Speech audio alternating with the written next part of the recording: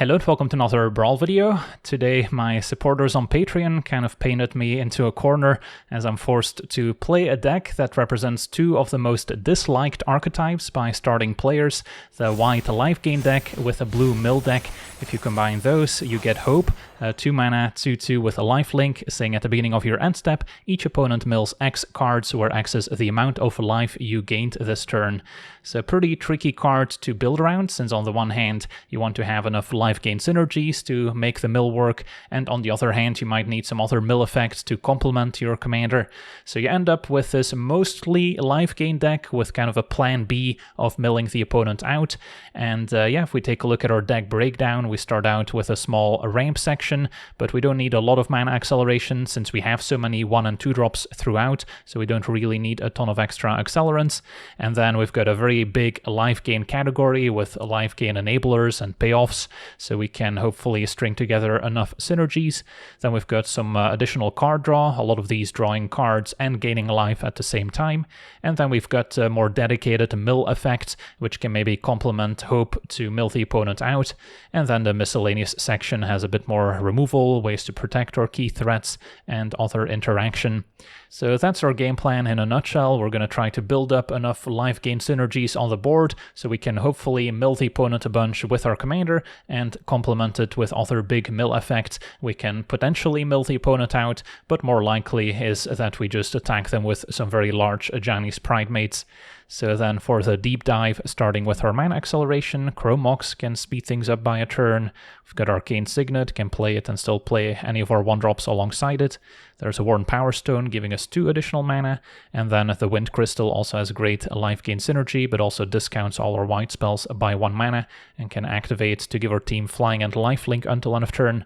I'm not playing the Blue Crystal, as you'll see, even though it does have great synergy with a few individual cards, mostly Mesmeric Orb, can potentially mill the opponent for quite a lot when combined with a Blue Crystal, but since we don't have a ton of blue spells to begin with, the mana discount is kind of wasted, and we're not going to be activating it all that often either.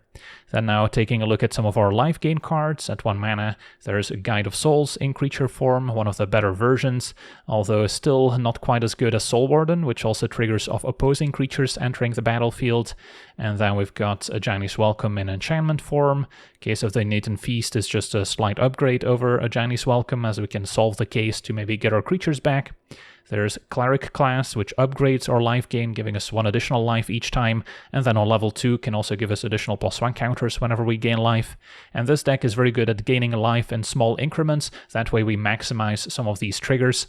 Then there's Healer's Hawk as a life-linking flyer, could also play the Rune Lurker Bat, although I feel like Healer's Hawk is more on brand for this deck, even though it's maybe slightly worse.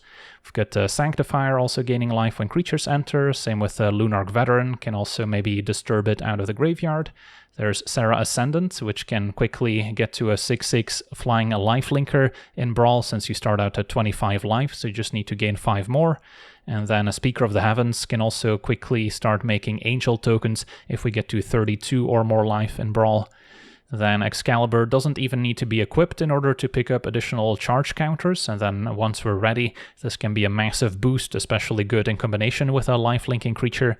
Then at 2 mana, we've got the Conjure, can also activate it to flicker our creatures to maybe re-enable an Enter the Battlefield ability and gain more life.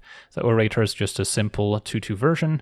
We've got Daxos, triggers of creatures entering or dying, and can also grow its toughness equal to our devotion to white. Thopterix can protect our legends, including our commander, and a 1/3 flying lifelink is also a good enabler. And then Steel Seraph can also give our creatures flying or lifelink, depending on the board state. And then we've got some more payoffs here with Ajani's Pridemate, which picks up an extra +1 counter whenever we gain life. The slightly better Essence Channeler can move its +1 counters to another creature when it dies. And then Voice of the Blessed can also pick up additional abilities along the way. So these are really the backbone of most of these life gain decks. Ocelot Pride can help us go wide, making lots of cat tokens. With the City's Blessing, we get to double the amount of tokens we generate. Then we've got Aerith, another addition from Final Fantasy, similar to a Pridemate, but also has built-in lifelink and can spread around its counters to our legendaries when it dies. And we've got the Cat Collector, making a 1/1 cat token the first time we gain life each turn. Heliod can distribute more +1 counters when we gain life. There's a Will, which could also make for a great blue-white life gain commander if you don't like the mill theme. Can activate it to discount or blue and white spells equal to the amount of life we've gained this turn. There's the Faithmender doubling our life gain. The Paladin with Double Strike also picks up additional +1 counters. Ajani can make an Ajani's Pridemate token, but also has other abilities, gaining life or potentially even wiping the opponent's board. Archangel Elspeth can make a life-linking soldier tokens or give an existing creature 2 +1 counters and flying. We've got a Leyline of Hope, great to have in your opening hand to pump the team and gain additional life. Angel of Destiny is a nice alternate win condition. If you can gain enough life, this can just win you the game after it attacked. And then the Archangel, another awesome life gain payoff, giving the entire team +1 counters whenever we gain life. Drogskull Reaver can draw cards whenever we gain life, and a pretty powerful creature in and of itself. And then our card draw section has a bunch of creatures like Priest of Ancient Lore and the Flying Inspiring Overseer, gaining a life and drawing a card when they enter. The Guard Mage at 4 mana gains 3 life and draws a card, and at 5 mana Cloud Blazer gains 2 and draws 2 cards, stapled onto a 2/2 flyer. Then we've got the Enduring Innocence, a life-linking creature that can draw us additional cards whenever a small creature enters a battlefield. There's the Exemplar of Light, that's kind of a flying Pridemate that can also draw additional cards whenever it picks up an extra +1 counter for the first time each turn. And then the One Ring can convert additional life into additional cards, which is perfect for a life gain deck. And Sphinx's Revelation, if we can build up our mana enough for it, can also gain X and draw X, so that can also be a very nice way to refresh our hand. Then we get to the mill effects, and we're not playing small incremental mill effects. Ideally, we want effects that can mill half of the opponent's library at once, so then it becomes much more realistic to mill out the remainder of their library with Hope's ability. So we've got the Maddening Cacophony. If we kick it for 6 mana, can mill half of their library. Then we have the River Churn Monument. So if we can combine a kicked Cacophony with an exhausted Monument, we can mill out the opponent completely. Mesmeric Orb takes a while to get going, but especially against ramp decks or decks making lots of tokens, this can mill the opponent for 10 each turn pretty easily. And then Bruvac can double all our mill effects, so it can also set up a one-hit KO with Cacophony, or perhaps Cut Your Losses, which can mill half of their library, can also sack a creature to casualty to double the effect, so then we essentially mill 3/4 of the opponent's library, so then it's not going to be too difficult to get the last few cards with Hope. And then the Fraying Sanity can also potentially double up some of our mill effects. And then finally, our miscellaneous section has a bit of removal with Swords to Plowshares. At 3 mana, we can exile stuff with a Skyclave Apparition, which Enchanter can deal with artifacts and enchantments, and Solitude can exile opposing creatures, so it's kind of like a Swords to Plowshares stapled onto a creature. And we can also maybe flicker some of our creatures that draw cards or remove stuff thanks to the Soul Herder, so that can trigger at the beginning of our end step, and then re-triggering creatures entering can also gain us more life with a lot of our effects, so it has plenty of synergy throughout. And Y'shtola can do the same while also doubling our end step, so now Hope gets to trigger twice, so that can mill a lot faster as well.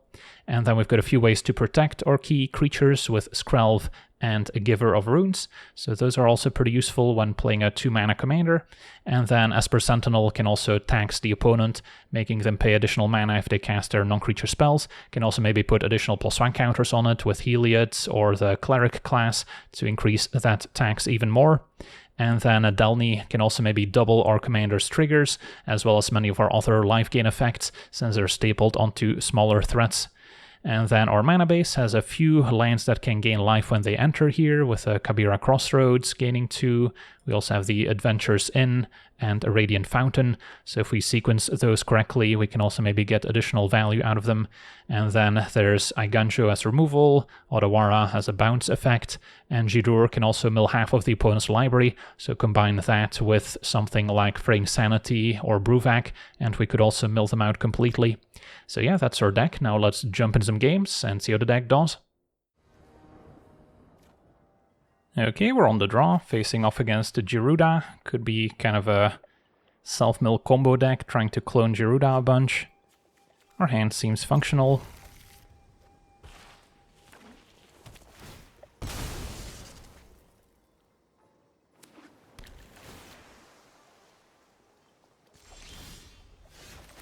Turn 1 case, turn 2 probably channeler, or we can Pridemate first, because if the channeler dies, there's no point in moving the counters if it's our only creature. Can also play Hope first. What makes more sense? Yeah, I guess I could see the advantage of Hope. If it does get countered or removed, I think my other creatures are more valuable. Opponent bouncing the case in response. That's rude. So they didn't want to get milled. So now I have to decide between Innocence or case plus 2-drop.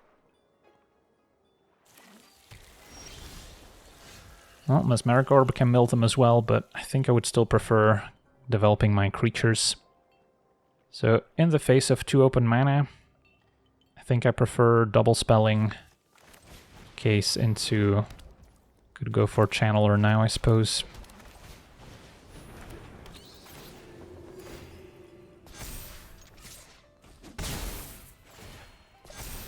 Attack for 2, mill for 3. And yeah, we do already see the clones. So our opponent's plan is pretty simple. Cast Gyruda and hope to mill us out by chaining together enough clone effects. Don't have a great way to stop that. For now, I guess we go for a 3-drop. Can make it Collector to start going wide. Or Innocence if I want to try and draw more cards. But if we play Collector now, then next turn, Innocence can immediately draw if we make a token.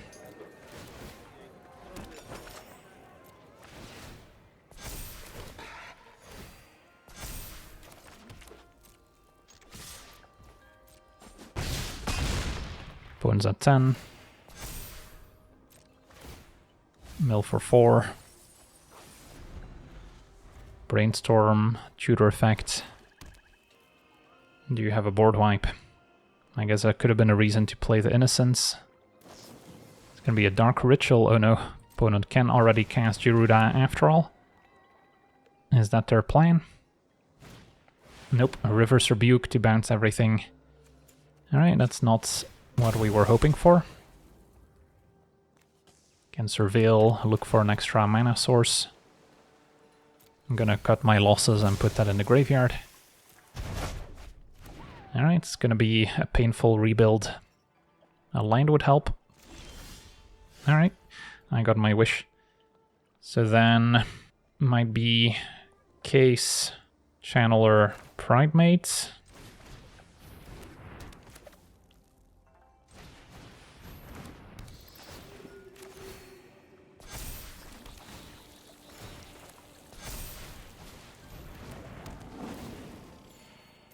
Present some large creatures.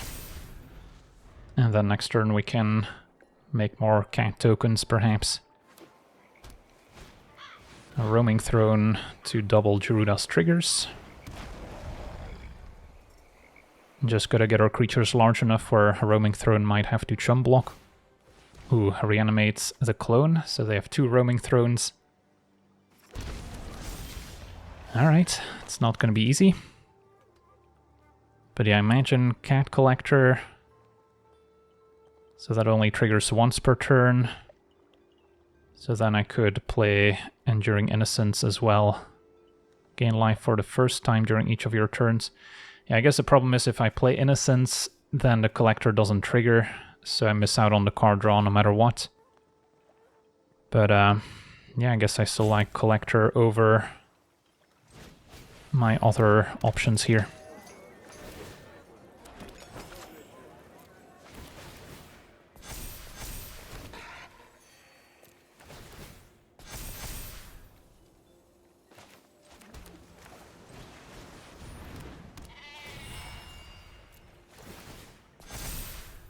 Attack with both. They're both lethal, so they have to double jump. And our opponent explodes. I'll take it. On to the next one. Alright, we're on the draw, facing off against Gishath, Naya, Dinosaurs. It's not going to be easy, but our hand seems keepable. Excalibur on 1, and then I probably need to play Hope as an enabler for Voice and Excalibur, and hope it can at least get one attack in, pun intended. Now Soul Warden gives us a different angle of attack. I think I still like my commander here. And then next turn we can Soul Warden plus Voice, maybe get a life-linking attack in to grow Voice some more. And if they have removal, I would rather not lose the Voice.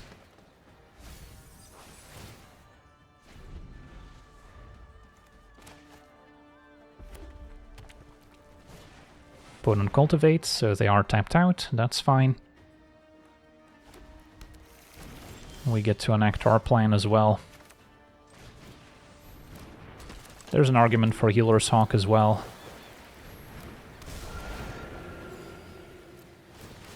But I value the life gain triggers more than potentially getting in for 1 next turn.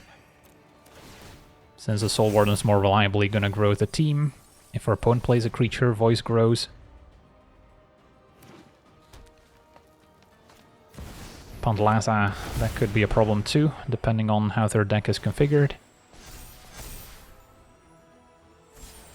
Oof, opponent hit a Wrath. Yeah, that'll do it. So back to the command zone. At least we still have Excalibur. For now, probably go Overseer plus Hawk. And then maybe I can equip the Hawk with Excalibur next turn.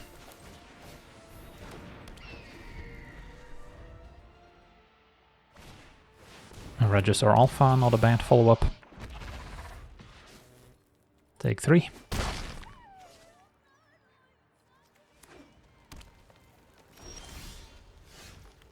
Okay, so we can potentially play the Angel of Destiny.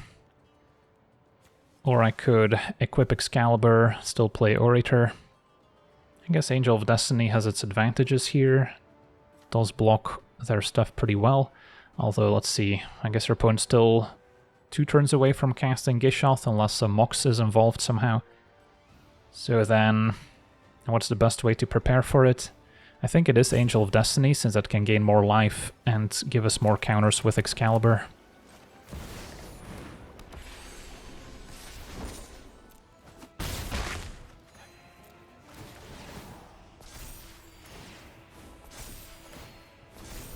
So now 7 counters already. So what happens next turn if I just suit up the Angel? I might be able to just win the game. Oof. Well, I was mentioning a Mox last turn and they have it. So now they could hit us with Gishath and potentially find some dinosaurs. And I would just block the 3/3 here. Yeah, I don't think I can afford to lose Angel of Destiny for free, even though it would soak up an attack and prevent him from putting dinosaurs into play to an extent. Alright, let's spin the wheel. What do you get? I guess never mind, I should have just blocked the Regisaur Alpha. Alright, could have been worse, just a hulking raptor. So, we're at 18. This is 3 mana to give Angel 7 additional power. So let's see here, we need 40 life at the end of our turn in order to win the game with Angel. So if we suit it up with Excalibur, it goes up to 9 power. We attack, first strike damage happens, we gain 9 life, go up to 27. Excalibur picks up another counter. So then the Angel is attacking for 10 for regular damage. We gain 2 of Healer's Hawk, 2 from Overseer, so that's 14 plus 27 is 41. So I believe we just about get there, and then, yeah, end of turn, win the game. Sweet, on to the next one. Okay, we're on the draw, facing off against Helga. Can get pretty scary, and our deck doesn't have much removal for it. That being said, our hand has potential. Starting with a Leyline's always fun. And then we would love to find more life gain effects that don't rely on necessarily having to attack. Turn 1 elves can already set up a turn 2 Helga, and the sentinel's not gonna really interfere. So yeah, not loving this. But if we can find something that gains life when creatures enter, then the Ocelot can start going off. So that's kind of the hope. And yeah, Helga is a druid, so can also make use of Cavern. Found the Veteran, so that's what we were hoping for. So then Signet plus Veteran. Next turn I can double 2-drop. But yeah, opponent gets to untap and already start casting spells to trigger Helga. And that's just gonna snowball. For now another elf. And nothing else, so maybe they're keeping up a counterspell. Can play Hope first and then Pride afterwards. Just to check for a response that resolves. There was a pretty long pause, but I think I should still try and go for Ocelots, because we really want to get it going here. That resolves. Does it survive now? No attacks. Alright, so trigger Ocelots, resolve Hope. I see, they had a Tidebinder, so that can shut off either one of my 2 creatures. Of course goes for the Ocelot. So no extra tokens. That's too bad. They could have also shut down the Veteran's trigger, so maybe that's what they were considering. Opponent playing Boseiju instead of channeling it is also a bit surprising. Find monuments, so yeah, we're fully on the mill plan now. Although I would have liked another creature to maybe go with the Veteran to get our leyline to pump our creatures. Play Mesmeric Orb. And then just Orb plus Monument could eventually get the job done over a long enough period. Opponent's gonna Swords Hope. That happens. So now we get to pump the team with a leyline. And now the Sentinel tax is also a bit bigger. Okay, pass a turn. Don't really want to attack.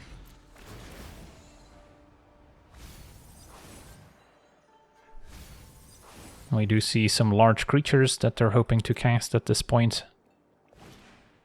And Beast Whisper also uncounterable with the Cavern. Draws with Helga. Well, if they draw too many cards, it sort of helps our mill plan, but have to imagine we would probably die before that's relevant. But yeah, all we can do is activate our monument. I don't think there's a reason to mill myself. One of the reasons would be to maybe mill a Disturb creature, like the Veteran. But we're also going to be milling ourselves a bunch with a Mesmeric Orb. So I want to be careful.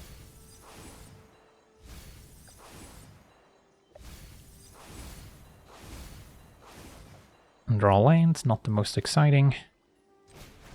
Replay Hope.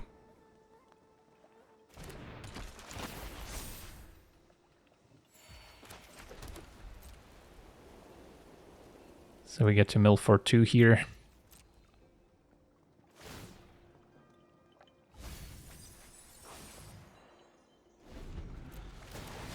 So yeah, we're starting to make a dent on their library.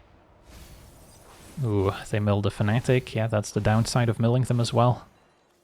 So once we mill half of their library, can exhaust Monument to do the rest. Still gonna take us a while. But yeah, if they're tapping their lands to cast spells, it plays into our Mesmeric Orb.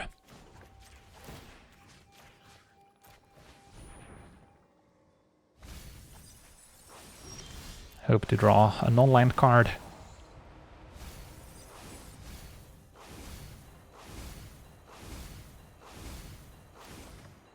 Alright, we drew Adventures In. I guess it's better than a basic land. So I can play that and gain 3 thanks to the leyline, so mill for 3.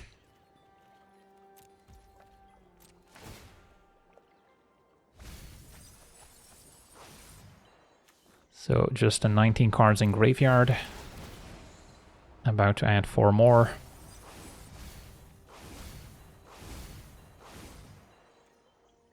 So if we were to exhaust, we would mill 23 right now.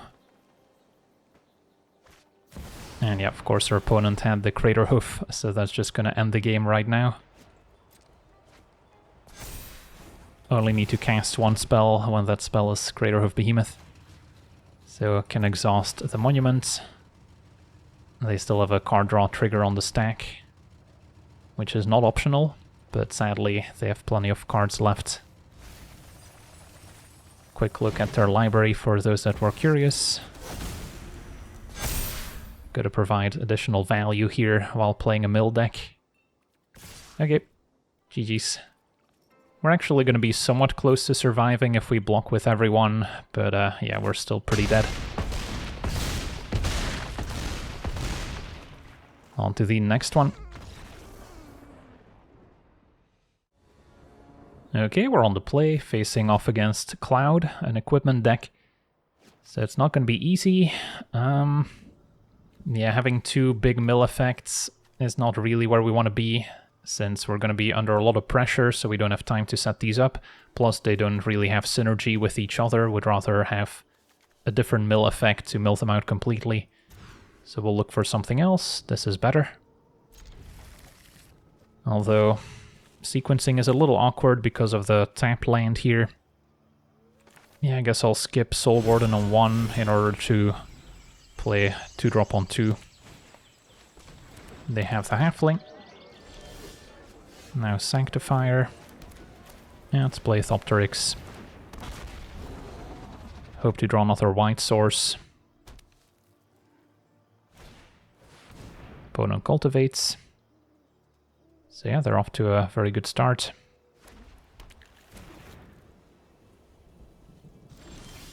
Alright, we can at least fetch Hallowed Fountain, and then the more mana efficient play would be Soul Warden plus Hope.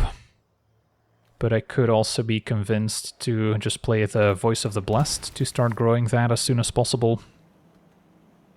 I think Soul Warden plus Hope is still reasonable.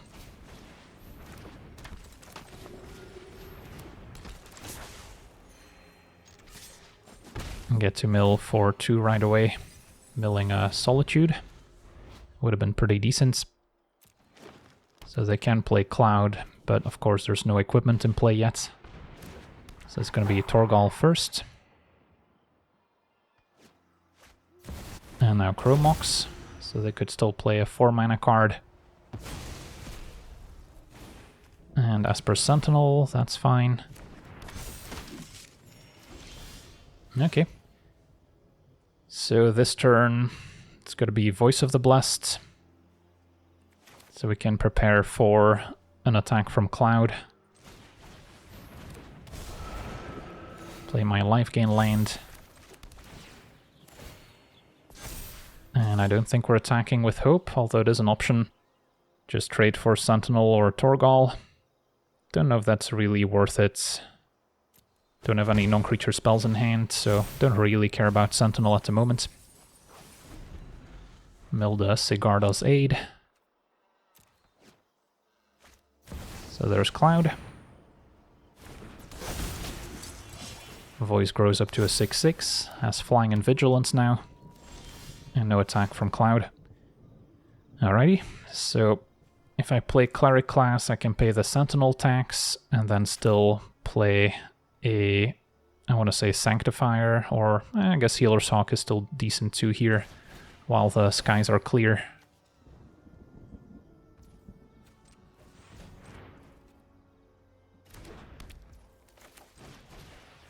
Trigger Soul Warden, grow Voice. So we've got a pretty nice army of flyers. And the Voice is keeping us alive here. Mill a bunch more cards.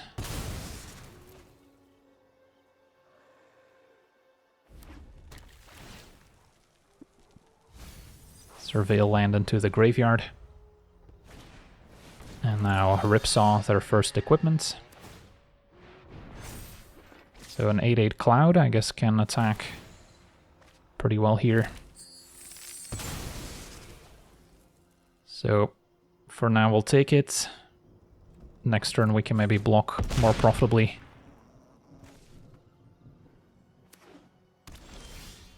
Cut your losses, alright. Still need a bit more mana to cast it. And this turn, I guess we just level up Cleric class as opposed to playing a Sanctifier. And these get to attack. Opponent's at 4. Get a bunch of counters, and then could grow Hope, could grow Thopteryx. Probably don't want to put too many more eggs in the Voice basket in case they can exile it.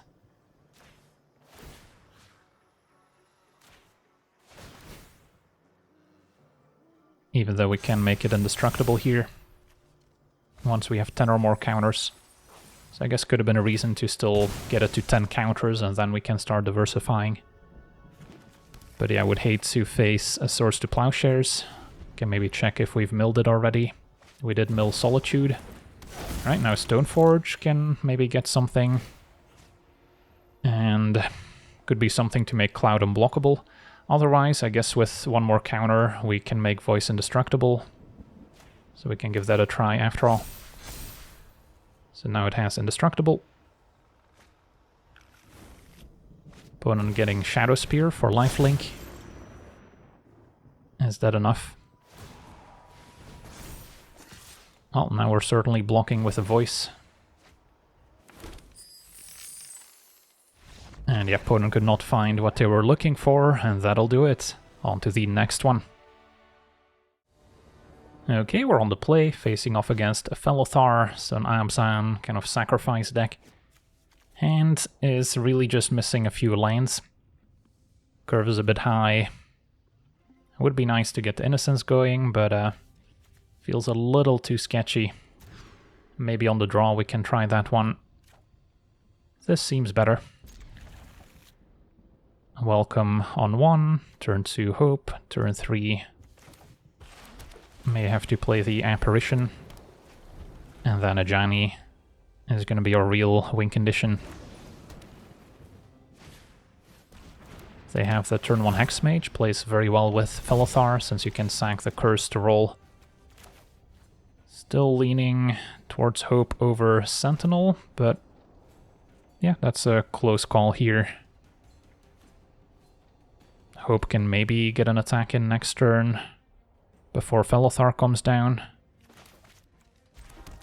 And then we do have the Skyclave, which can also maybe clear a path. Mill the Halfling.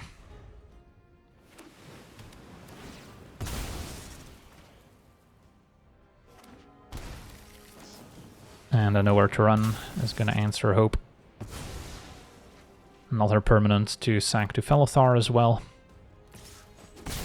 So not really the start we were hoping for.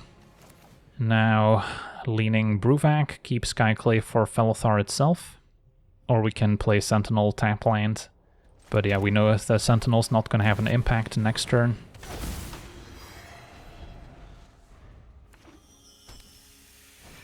So there's Felothar, can sack the roll. +1 counters on the team. So yeah, that's a 4/3, which can attack. Thopteryx can also protect Bruvak for what it's worth. I think we still get rid of Felothar here. Could also go for Hexmage, since in a few turns they can redeploy their commander. And we can get a Prairie Stream, which will be untapped. So then Sentinel plus Skyclave. And then hopefully our board is a bit better protected, so we can keep Ajani alive.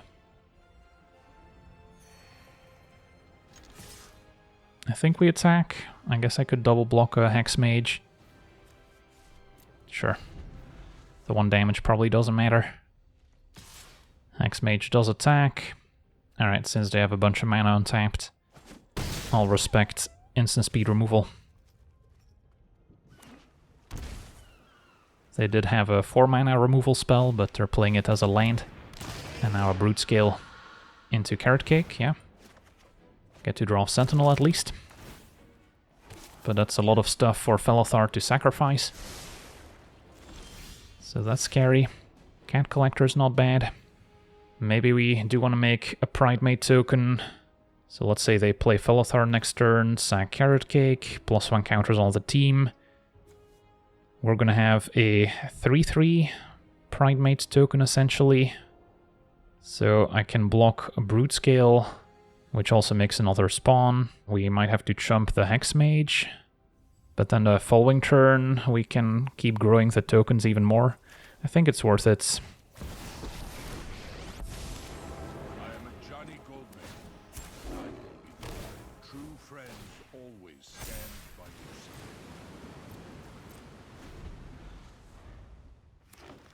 So mostly trying to protect the Jani and the token. Opponent's got a Kami, so not going for Felothar just yet. And a Shambling Ghast. Alright, get to untap, we'll Surveil. Now sequencing is maybe a little awkward with the Cat Collector, because this triggers only the first time we gain life.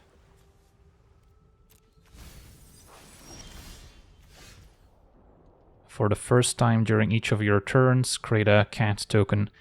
So I cannot make a Pridemate token first, but that's okay. So we'll go Cat Collector.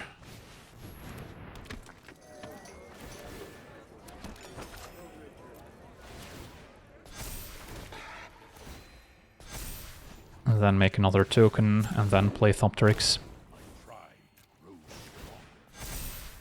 And then the One Ring is a very nice leftover to make use of all the extra mana. Do I attack? I don't think so, just need to protect the Jani. Although, yeah, Brute Scale can go pretty crazy with Felothar as well. Kami can make more mana. So their board is looking pretty scary as well.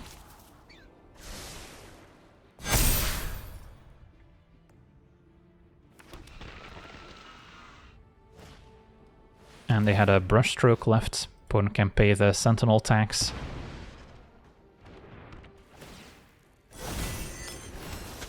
So they get a Blood Artist.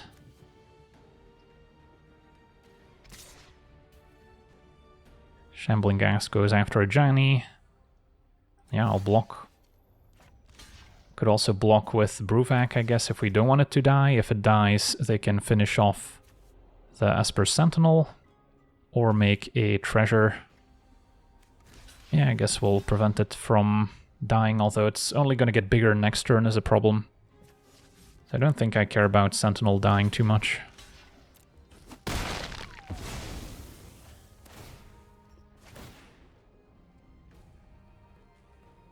Sentinel down, trigger Blood Artist. And a Witch Enchanter could destroy the Brushstroke. Although it's kind of already done its job. Because yeah, they don't get more blood tokens. Alright, so then we're looking at One Ring to protect us. A Jani to gain life.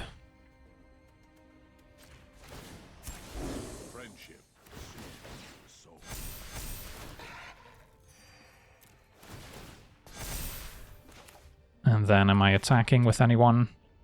I think we are fine playing defense. Can just get in with a Flyer. To grow our token some more.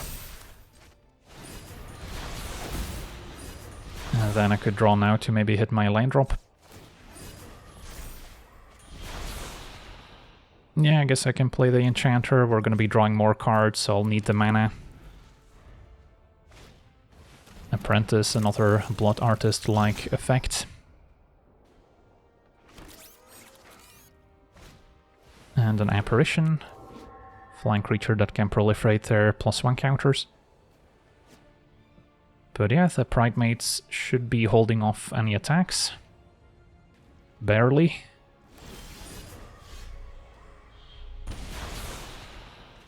Okay, so first we'll draw. See what else we get. And Archangel is perfect. So I can play that, and then I'm just plussing a Janny so we can keep him in play a bit longer. Maybe work up towards the 0 ability, which can just wipe the opponent's board. Oh yes, we're doing it now.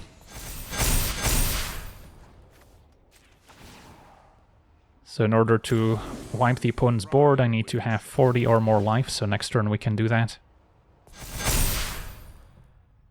So, do I even attack with my Thopteryx? I guess if Blood Artist triggers, I might need more life.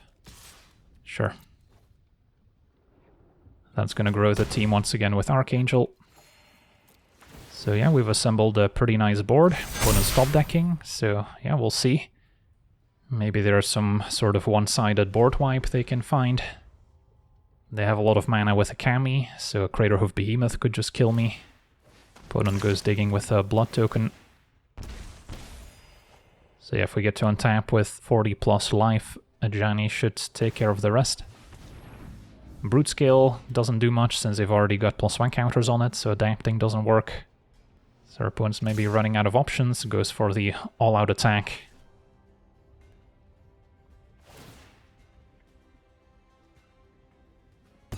Sack the Brushstroke. And Brute Scale now does make a token, so they could still connive, potentially growing a creature in the process. But yeah, let's say we block the flyer, block the larger ground creatures.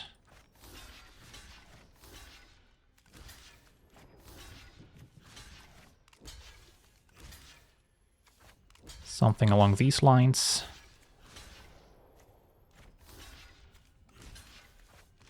Looks okay. We're gonna see a lot of Artist and Apprentice triggers. Maybe could have switched Bruvac and the 2 tokens blocking the rabbit. But yeah, I mean, if this works, the game should be over.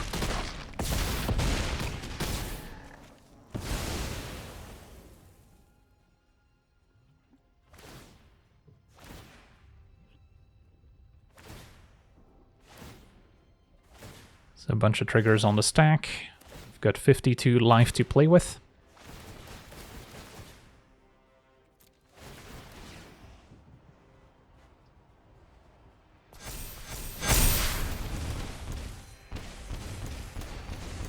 So we're at 37. So I just need to gain 3 more life before activating a Janny. But yeah, our opponent has seen enough. They're also just dead to an attack. On to the next one. Okay, we're on the play, facing the Flyby Trawler, so kind of a discard deck. Okay, at least we've got some flying creatures to get in the way. So turn 2 can Thopteryx to protect Will, which can then ramp out the rest of our hand. Would be nice to see it in action.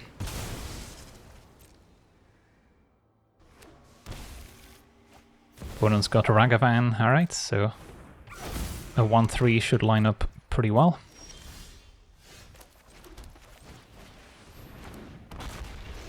Still have Solitude just in case of an emergency. Alright, good. We get to prevent Ragavan from hitting us. And then go straight for Will. Pass a turn. And then next turn, we can maybe get an attack in to set up the discount. Trawler attacks. Might be a bit risky to block it here. Because they can discard, I guess they would have to discard 2 cards at instant speed.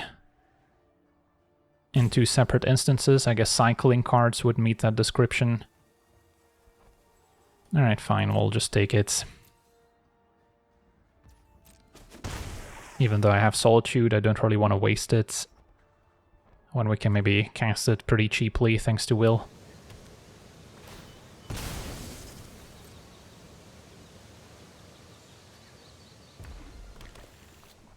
Will does have Ward 2, so don't expect him to answer it unless it's a 1-mana bounce spell. So it's going to be a monument, another very nice synergy piece for their discard deck. Okay, so what's our sequence? I guess attack with Opteryx, everything gets a 1 mana discount, and then I can go Case plus Innocence. That's a start, I guess. Innocence can still trade for Ragavan at the very least. Alright, that seems fine. So can attack with Will since it has Vigilance.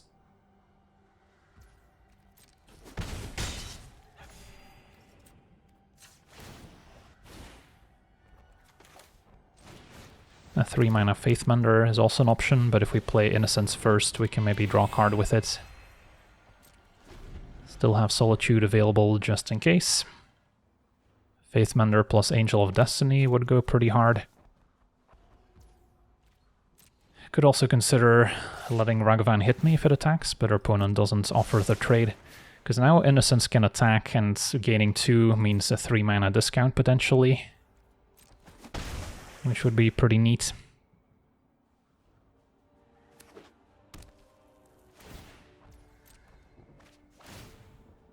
So discard Expressive Iteration, draw off Monument. They've got a very full hand, so I have to imagine there's some counter spells in there too. Well, I guess for now I could start by attacking, or start by playing Daxos. Yeah, let's start by attacking.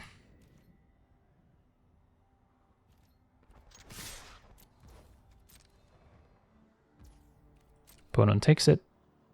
So if I activate Will, things get a 3 mana discount. Could still first play Daxos and then get a 4 mana discount. So may as well start there. I would draw off the Innocence, so there's a chance I draw land as well. Opponent's going to brainstorm a response. So they've seen a lot of cards. And our opponent will counter, but I do still get a bird, which triggers the Innocence.